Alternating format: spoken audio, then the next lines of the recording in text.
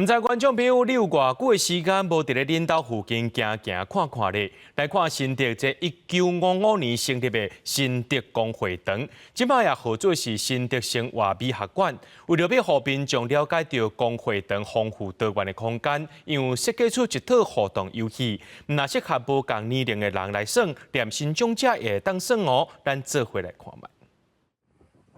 透过设计出的游戏，伫公会堂内底行来行去。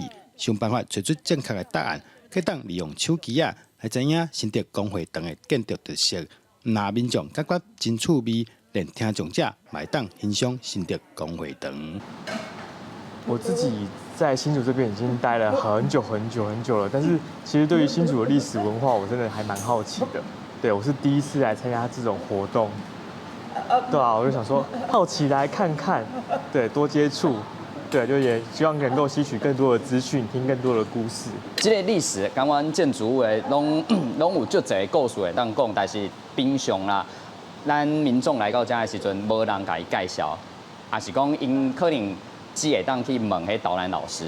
所以讲，咱这个游戏希望互民众来的时阵，因会当家己借这个游戏，家己去耍啊。每一关呢，伊拢甲公会堂的建筑物有关系。公会堂2022年完成整修工程，重新对外开放了后，为着互民众会当明白这座有丰富历史的老建筑，即摆利用游戏，互民众过关来了解公会堂过去历史甲文化。透过闯关、探险，还有就是类似侦探的那种的观察的方式啊，然后合作来完成这个体验。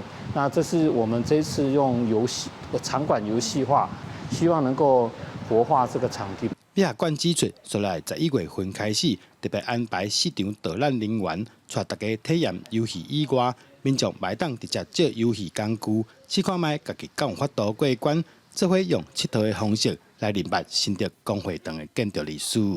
记者杜君和新竹报道。